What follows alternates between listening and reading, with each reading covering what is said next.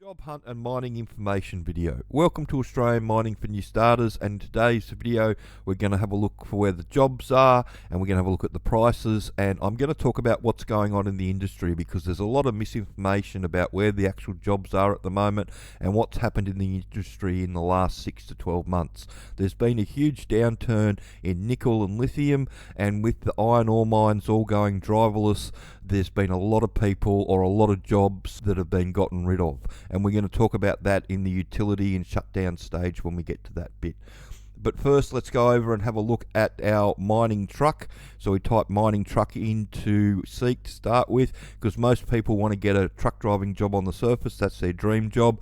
Unfortunately, there's not a lot around unless you want to move to a town like Kalgoorlie. They've got jobs for entry-level people there. Unfortunately, now all the surface jobs need a lot of experience because of the automation. They've got a lot of experienced people that are all looking for work. So if you just scroll down the page, you'll see the ones that are up there, they actually want, sort of 2 years experience, unfortunately. The underground ones, I'll take anybody because they're really desperate for people at the moment.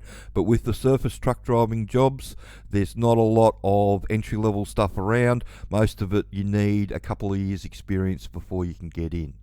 So if we come over and we have a look at the gold price, it's over $3,000 an ounce US, and it's over $5,000 an ounce Australian.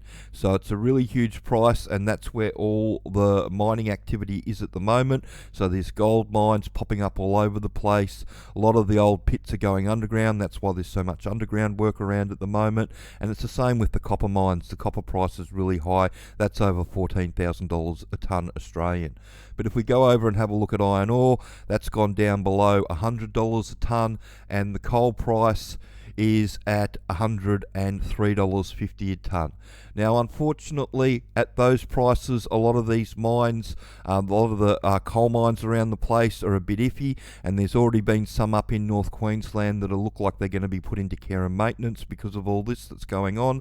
The other thing with the iron ore price really isn't affecting what's going on with jobs on the iron ore sites, because most of those jobs have already been replaced with driverless trucks. Now, we're going to move on to talking about what's going on in the industry, and there's a lot of people talking about the fact that you can still get a utility job quite easily, or there's shutdown work around. And what people fail to realise is that the reason that the utility jobs are paying so low at the moment, most of those jobs are around the $80,000 a year mark to $90,000 a year mark. The reason that they're paying so little is because there's a huge oversupply of people. So there was a huge lithium price crash over the last 12 months. That means a whole heap of lithium mines have been put into care and maintenance. So you've got all those workers that were running camps and working on camps looking for work. It's the same thing with the nickel price. The nickel mines have been put into care and maintenance, and that's all more utility workers that have been, and shutdown workers that they don't need anymore for those jobs. And if you come over to the automation with mines, I was talking to somebody about 3 months ago that was working for one of the big 3 iron ore companies, and they were being scaled back. And the reason that they were being scaled back in their department was the safety and training department. So they did mines rescue, and it was all the nurses and all the emergency response people, and they were scaling their department back by 2/3. The reason they're scaling their department back by 2/3 is because they've only got 1/3 of people left on site than they did 5 years ago. And it's the same thing with utility workers. All these iron ore sites, they don't need anywhere near as many utility workers as they had in the past, because they don't actually physically have the people on site anymore. That's why the utility jobs have fallen. The price just isn't there. And if you come over to Seek and you jump onto Seek and you type utility in, you'll go down the page and you'll see the majority of them are around 70 to 90,000 a year. Nobody's going to give you the top wage. It's going to be the bottom wage every time because there's an oversupply of people. Sodexo, it's 85 to 90. That seems to be the standard. Full time, 76,000. The only way that you're going to make over $100,000 a year is if you're on casual with one of these companies. Here's another one, First Nations opportunity. It's $85,000 a year. The reason they're paying that is because they've got so many people around, they don't need to pay any more. There might be a few companies that are paying a little bit more than that, but they're really rare and far between. The average price for a utility worker is between $80,000 and $90,000. purely because there's an oversupply of them, and people get trapped in the jobs because they get a utility job thinking they can go into a mining production job, and they just get trapped in the role. There are some jobs like this around at $30 and $35 an hour at casual rates, but they're not going to want you to be on casual rates for very long because they're paying you more money than they'd pay you if you were full-time. So all these jobs, they're going to want to put pressure on you to jump over to full-time as soon as you can. It just is what it is. So if we come over and have a look at the shutdown work, you can see it's the same thing with the shutdown work. You know, a lot of this work back in the day used to be $60 to $80 an hour. Now it's around that, you know, $38 to $45 an hour. And the other thing too is that what's really surprised me is instead of just looking for anybody, now they're asking for a minimum of 2 to 5 years experience in a similar role. And the reason that they're able to do that is because they've got so many experienced people out there that are looking for work.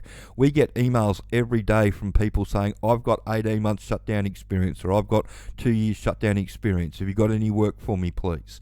There's all these people that are fighting for these small amount of jobs. So if you've got somebody telling you to go and get a utility job or a shutdown job as a way into the industry, it's not at the moment. The way into the industry is in a proper mining role. So if we come over to our mining job flowchart page on Australian Mining for New Starters, the website, it's in the New Starters column, second one down. You can have a look at the slide that I've created, and each column is its own section of the industry, and you can see the utilities, mining shutdown, construction, maintenance jobs that are full-time, working with the production mining jobs, and the professional jobs.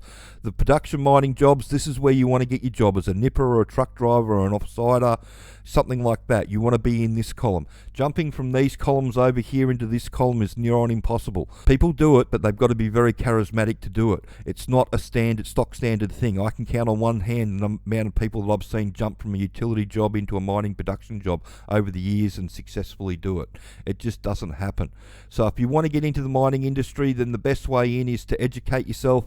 You can educate yourself using the training that we've got available at the Underground Training website. DIY's got all the information that you need in there to learn how it all works, plus full instructions on how to redo your resume. We've got a 3-step plan package that comes with a resume service, and we've got a full work ready package where you get a shift boss like myself, and it becomes our job to make sure you've understood everything. So it's pretty in depth, and it goes through everything that you need to know. But the big thing at the moment is you need to be looking in the right place. If you're not looking at underground for your mining job, then you're pretty much wasting your time. If you've been sold the fact that you're going to go in as a utility worker and then go across to a mining production role, that doesn't happen very often. And unfortunately, shutdown work just leads more to more shutdown work, unfortunately, because people get pigeonholed in it. And there's no skills that you learn in shutdown work that translate into the mining production side of things. Shutdown work's maintenance work. The mining side of things is actual mining. You've got to learn those mining skills, and again, the easiest place to learn those mining skills is in the underground training courses that we've got.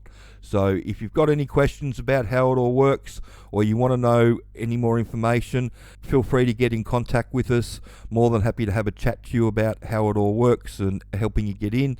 There's lots of jobs around the place at the moment. It's just a matter of giving the employers what they want, somebody that knows how it all works. Just puts you 6 to 8 weeks ahead of everybody else that they're interviewing for these jobs. So I hope you found this job hunt video helpful. I'm doing some shorter versions of the videos at the moment, but I'm going to keep doing the longer versions with Jess as well. She's been away for Easter, and we will start those videos up next week, but I'm going to keep going with the shorter versions as well because they seem to be popular as well. But if you've got any questions about the industry, please send them through, and if you could share this video around and like and subscribe the channel. Thanks.